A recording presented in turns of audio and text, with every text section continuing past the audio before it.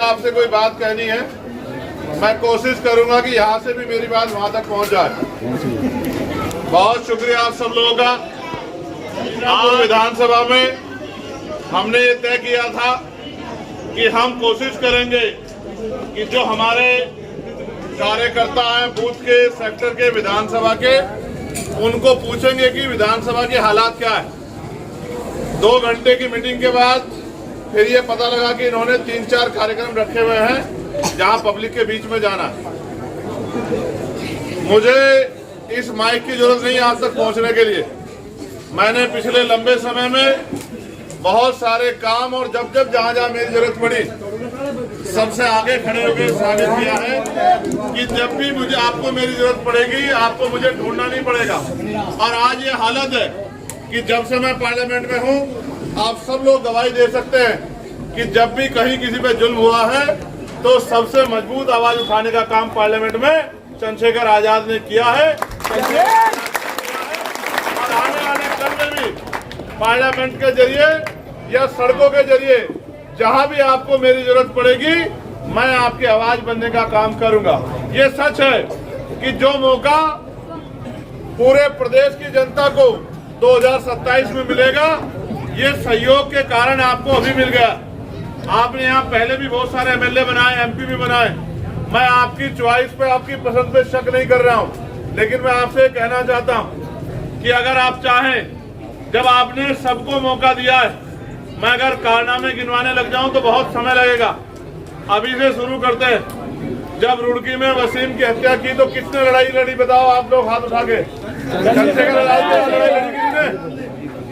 उसके अलावा जब अब बहराइच में जुल्म हो रहा है, बहराइच पे सबसे ज्यादा आवाज किसने उठाई? ईमानदार ने बताओ अपने हाथ। चलो बहराइच को भी छोड़ते हैं। आप ये बताओ जो देश भर में चाहे वक्फ का मामला हो पार्लियामेंट में किसने जबरदस्त विरोध किया? आप बताओ अपने आप से हाथ उठा के। आप ये बताओ कोई ऐसा विषय बताओ, चाहे मौलाना 7 साल का मामला हो, चाहे तबलीगी जमात का मामला हो, चाहे एनआरसी का मामला हो, कहीं मैंने आपको अकेले छोड़ा? नहीं। कहीं आपको कमजोर पड़ने दिया? नहीं। कहीं आपकी आवाज को कमजोर किया? नहीं। मैंने हमेशा अपनी जिम्मेदारी निभाई। मैं मीरापुर में आपसे मदद मांगने आया हूँ। तेवड़ा के लोगों, तेवड़ा भैया ना पूरे क्षेत्र में नाम है तेवड़ा का। मैं तेवड़ा के लोगों से पूछना चाहता हूँ, इस एक चुनाव से ना मुख्यमंत्री की कुर्सी गिर रही है ना मुख्यमंत्री बदला जा रहा है। बदला जा रहा है क्या? नहीं। लेकिन एक मौका चंद्रशेखर आजाद को मिलना चाहिए, नहीं मिलना चाहिए? आप बताओ।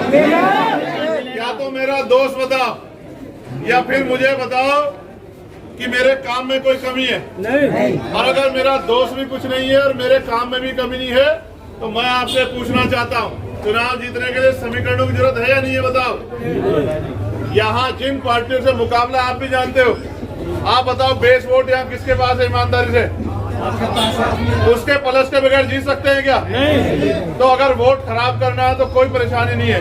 अगर जीतना है, इस भारतीय जनता पार्टी की तानाशाही कुर्सियों को दफन करना है, इनके ताबूत में आखिरी कील ठोकना है, ये जुल्म जाति की लड़ाई को बंद करना है और हक इंसाफ के साथ, इज्जत के साथ जीना है, तो फिर आपको अपने फैसले जिम्मेदारी से लेने पड़ेंगे। आप ये जानते हो जब तक दलित, पिछड़ा, मुसलमान, किसान, मजदूर, नौजवान, गरीब सबका एकजुट नहीं होगा, इन पूंजीपतियों की सत्ता में बैठी सरकार को हम लोग हरा नहीं सकते हैं। मैं आपसे मदद मांगने आया हूँ तेवड़ा के साथियों, और तेवड़ा से नहीं मांग रहा हूँ, पूरे मीरापुर के लोगों से मांग रहा हूँ। एक मौका जहाँ एक 100 एमएलए बैठे दूसरी पार्टियों के, एक एमएलए चंद्रशेखर आजाद का भी भेज के देखो। अगर आपके लिए सबसे वफादार ना निकला, आपके लिए सबसे मजबूत आवाज ना बनी, तो जो सजा चाहे वो सजा दे देना, लेकिन एक मौका चंद्रशेखर आजाद को आपको देना चाहिए। और रही बात लड़ाइयों की, तो मैं आज भी लड़ाई लड़ रहा हूँ, कल भी लड़ाई लड़ूंगा और जब तक जीऊंगा लड़ाई लड़ूंगा, क्योंकि मैं जानता हूँ कि बिना लड़ाई लड़े कुछ मिलने वाला नहीं। और मैं किसी चीज की परवाह नहीं करता, क्योंकि मेरे पास खोने के लिए कुछ नहीं है। ना मुझे सीबीआई डरा सकती, ना ईडी डरा सकती, ना इनकम टैक्स, ना ही किसी मुकदमे से मैं डरता हूँ। मेरी उम्र से ज्यादा मुकदमे मेरे ऊपर, और मैंने गोली भी खाई है। गोली इसलिए खाई है क्योंकि ये मुझे रोक नहीं सकते, ना मुझे डरा सकते।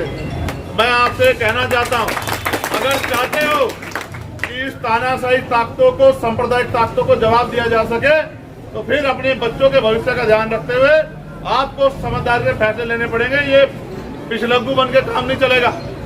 आपने तो पहले भी वोट दी थी। आज जो जुल्म हो रहा है आपके बराबर में बुढ़ाना में, हो रहा है नहीं हो रहा है बताओ? हो रहा है नहीं हो रहा है बताओ? रोक पा रहा है कोई? रोक पा रहा है? क्यों नहीं रोक पा रहा है? इनके जरिए लड़ाई लड़ोगे? मैं आपसे बहुत जिम्मेदार से कह रहा हूँ।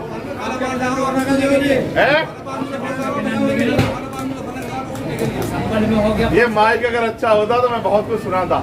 मैं आपको बस ये कहना चाहता हूँ मेरे प्यारे साथियों, हमें अपनी लड़ाई अपने बलबूते लड़नी है और मजबूती से लड़नी है। और जब तक लड़नी है जब तक हक इंसाफ का जो है कि आवाज मजबूत नहीं हो जाती और ये जुल्म करने वाली ताकतें कमजोर नहीं हो जाती। और ये तब कमजोर होंगी जब हम अपने फैसले जिम्मेदार से लेंगे। और हम पे वोट एक ऐसा हथियार है, हम जिसको चाहे कुर्सी पे बिठा दे और जिसको चाहे जमीन पे पटक दे। जो हमारी वजह से कुर्सियों पर बैठे हैं वो गूंगे बहरे हो गए, तो हमें तय करना होगा कि इन गूंगे बहरे लोगों के भरोसे लड़ाई नहीं लड़ी जा सकती। आपको मजबूत आवाजें तैयार करनी पड़ेंगी। और ये जो शख्स आपके बीच भेजा है, आपकी मांग पे भेजा है कि आपकी मांग थी कि भाई बाहर के आदमी को टिकट देते हैं, बाहर के आदमी को टिकट देते हैं। आप भी जानते हो बहुत मजबूत दावेदार थे, लेकिन मजबूत कौन होगा और ताकतवर कौन होगा ये आपको तय करना है। अगर आपने खड़े होने की तय कर ली और आपने मेरे हाथ मजबूत करने के लिए फैसला ले लिया, तो जब 23 तारीख को रिजल्ट आएगा तो यही जिसको आज पूरी तमाम ताकतवर लोग कमजोर कह रहे हैं, यही आपकी सबसे मजबूत आवाज लखनऊ में जाके दहाड़ने का काम करेगी, आपकी आवाज करने का काम करेगी।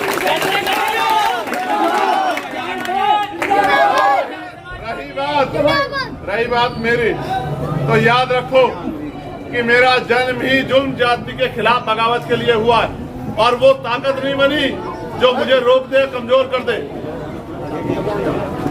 मुझे पानी पिला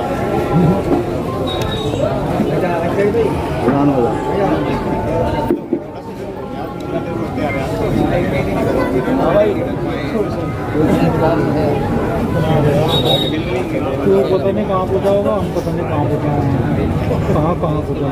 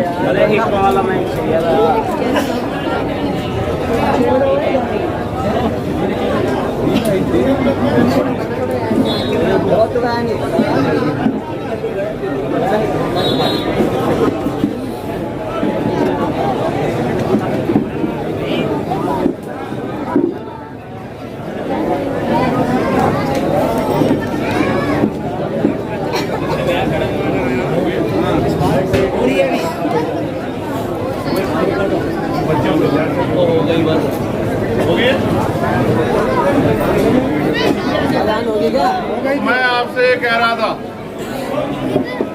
कि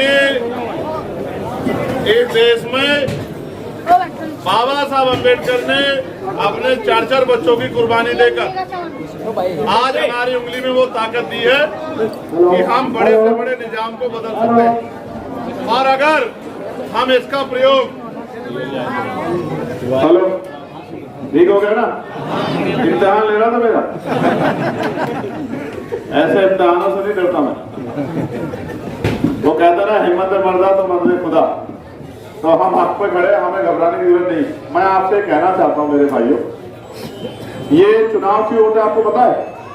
ये चुनाव इसलिए होते हैं कि हम चुन सके कि हमारे लिए सबसे अच्छा आदमी कौन है, जिसको जिस जिम्मेदारी के साथ हम भेज रहे हैं वो जिम्मेदारी को निभाए। आज जो हालात है सांप्रदायिकता के, नफरत के, गुंडागर्दी के जो हालात हैं, कहीं ना कहीं इसके जिम्मेदार हम भी हैं। अगर हमने जिम्मेदारी से फैसले लिए होते और हमारे पास मजबूत आवाजें होती।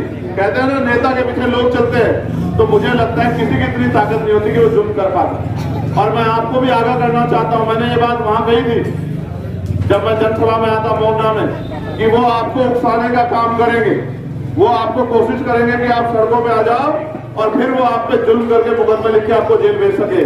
मैं आपसे कह रहा हूं, जहां भी नाइंसाफी होगी आप चैन से, मैं नहीं चाहता कि आप उनकी साजिशों के शिकार हो जाओ, आप चैन से बैठ जाओ। अगर कोई अपराध करेगा तो उसको कोई बचा नहीं सकता है, वो जेल जाएगा। मैं आपको कह रहा हूं, मैं किसानों को भी कह रहा हूं, आप बताओ किसानों को अभी भी गन्ने के दाम मिल रहे हैं सही? क्या मिल से पैसा मिल रहा है समय पे? सबके होते नहीं मिल रहा है। मगर मैं आपको जिम्मेदार से कह रहा हूं, थोड़ी सी ताकत बढ़ाओ। आप मेरे यहाँ चले जाना नगीना में, एक मील बची है बिलाई मील, जिसका पैसा लेट हो रहा है उनको भी मैंने कह दिया कि अगर ज्यादा लेट हुआ तो मील का लगेगा ताला और तुम लोग बैठोगे सब मील के बाहर। ये बात याद रखना, मील होगी बंद।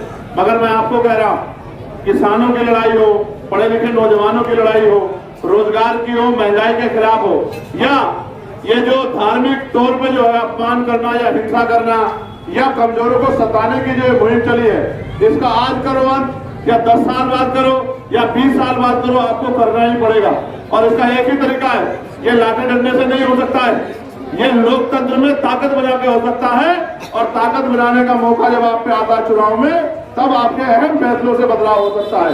मैं आपसे मदद मांगने आया कि ना सरकार गिर रही है ना सरकार बन रही है। गिर तो नहीं रही सरकार इस चुनाव में और बन भी नहीं रही, लेकिन एक उम्मीद जरूर तैयार हो जाएगी कि अब आपके लिए लड़ने वाला एक आदमी है जो मैदान में है, उसकी मदद करने वाले बहुत सारे लोग हैं। मेरी ताकत बढ़ेगी तो हर कमजोर की ताकत बढ़ेगी, मेरी ताकत बढ़ेगी, आजाद समाज पार्टी की ताकत बढ़ेगी तो आपकी ताकत बढ़ेगी, और आपकी ताकत बढ़ेगी तो कमजोरों के ऊपर होने वाला जुल्म रुकेगा। मेरी बात को आप याद रखना। बहुत सब कुछ रह गया है यहाँ तक, लेकिन पार्लियामेंट हो या सड़क, अभी तो चैन से नहीं बैठे। आपको याद होगा उत्तराखंड के लोग कह रहे थे कि भाई चंद्रशेखर क्या करेंगे। मैं था जो 6 घंटे वहां धूप में बैठा रहा, मैंने नहीं देखा था वजीर को, मगर मैंने उसके पिताजी के आंसू जरूर देखे थे, उसकी माँ के बहते हुए आंसू जरूर देखे थे। और मैंने उनसे कहा था कि तेरा एक बेटा चला गया, तेरा दूसरा बेटा हाजिर है, जब तक मेरे भाई को न्याय नहीं मिलेगा मैं चैन से बैठने का काम नहीं करूंगा। मैं अपनी ड्यूटी कर रहा हूँ, मैं आपसे नहीं कर रहा हूँ। यहाँ बहुत नेता है, मैं किसी को बुरा नहीं कह रहा हूँ, क्योंकि मेरा क्षेत्र है, सब वो यही के हैं। मगर मैं सिर्फ आपसे चाहता हूँ कि एक मौका आप चंद्रशेखर आजाद को भी दोगे नहीं दोगे बताओ? ईमानदारी से हाथ उठा के बताओ जो लोग कहेंगे, वही उठाओ जो ईमानदारी से मेरे साथ देना चाहते हैं। ये हक की लड़ाई है, आपको तय करना है कि आप किसकी तरफ खड़े। क्या चंद्रशेखर आजाद को कोई झुका सकता है बताओ? डरा सकता है? दबा सकता है? अगर मुझे कमजोर करोगे तो आप, और ताकत दोगे तो आप, याद रखना। सीट जिता के भी मुकदमा हो गया, सारे करवा रखे, कौन का बच रहा? मैं कहूंगा तो ये कहेंगे मैं किसी की बुराई नहीं कर रहा। मैं तो ये कह रहा हूँ, आप ईमानदार से बताना पार्लियामेंट जब चल रहा, आजम भाई की रिहाई के बाद किसने उठाई पार्लियामेंट में, जरा ईमानदार से बताना। क्यों? मेरा ही भाई है वो, और 37 वालों का भाई नहीं है वो, जिसके लिए पूरी जिंदगी लगा दी, एक एक वोट मांग के आपके आगे आपकी थोड़ियां पकड़ पकड़ के आपको समझा के जिसकी ताकत बना के दिखा, उनका अधिकार नहीं बैठता था। आज वो किसकी वजह चुन से रहे? ईमानदार से बताओ। आप समझो उनकी एक ही वो थी कि उन्होंने वो यूनिवर्सिटी बना दी आपके बच्चों के पढ़ने के लिए। अगर अपने लिए कोई बहुत बड़ी बिल्डिंग या अपने लिए कोई उद्योग बना होता तो कोई मुसीबत नहीं आती। आपके बच्चों की पढ़ाई के लिए, तालीम के लिए यूनिवर्सिटी बना दी, इसलिए सारे जुल्म देखने पड़ रहे हैं। मैं आपसे कह रहा हूँ ये मौका है आप पे, उनको भी सबक सिखाने का कि हम गुलाम नहीं है, ये उनको बताने का मौका है कि हम गुलाम नहीं, हम अपने फैसले खुद ले सकते हैं। और मैं आपसे दूर नहीं हूँ। क्या सहारनपुर में मुजफ्फरनगर में कोई दूरी है? दूरी है भाई? बताओ, मुजफ्फरनगर से लखनऊ दूर है, सहारनपुर बताओ। तो आपकी आवाज पहले कौन सुन सकता है बताओ? ये बताओ, जब एनआरसी का जुल्म हुआ था, मैं अकेला तो था जो आया था? बताओ, था नहीं था? जिसने 28 दिन जेल काटी अकेला मैं ही तो था, किसी और ने काटी क्या? क्यों नहीं काटी? क्योंकि उनको आपका दुख नजर नहीं आता। मैं आपसे कह रहा हूं, चाहे वक्त का मामला हो या बहराइच का मामला हो या बुढ़ाना का मामला हो, जहां भी किसी के साथ नाइंसाफी किसी भी जाति धर्म का आदमी हो, मैं पूरी जी जान लगा के अपने लहू का आखिरी खतरा लगा के उसकी लड़ाई लड़ने का काम करूंगा, उसको इंसाफ दिलाने का काम करूंगा। और मैं आपसे जाहिद भाई के लिए मदद मांगने आया हूँ। एक बार मजबूत से आवाज में बता दो कि जाहिद भाई की मदद करोगे नहीं करोगे? आवाज कम है, रोजे नहीं चल रहे हैं, अभी भी कम है, मुझसे ज्यादा कम है, ऐसा नहीं होना चाहिए। आवाज दो। अभी नहीं बोला नहीं अभी मुझे लग रहा जाहिद के प्रति कुछ नाराजगी हो सकती है। मुझसे तो हो ही नहीं सकती तुम लोगों की नाराजगी। क्या मुझसे किसी की नाराजगी है? तो फिर जोर से बताओ, साथ दोगे नहीं दोगे? अच्छा, जीतने के लिए जो समीकरण चाहिए ना, आप 3 दिन बाद, आज नहीं कह रहा हूं, मैं आ गया हूं ना, 3 दिन के बाद अपने गांव के अड़ोस पड़ोस में जाकर पूछ लेना कि जो बहुत बड़ा वोट है वो किस तरफ जा रहा है। ठीक है? फिर और मजबूती से फैसले या फिर वोट खराब मत करने देना। ऐसा मत होने देना कि मुझे वो लड़ाई जो सड़कों पे लड़नी पड़ रही है वहां बूथ पे भी लड़नी पड़े। ठीक है? वैसे तो मैं गारंटी दे सकता हूं कि अगर एक वोट से जीत गया जाए तो सर्टिफिकेट आपके पैरों में लाकर रखूंगा। इस बात को मेरी याद रखना। इसमें तो कोई शक नहीं। ठीक है, बहुत बहुत शुक्रिया आप सब लोगों का, बहुत बहुत धन्यवाद। ये प्यार और सहयोग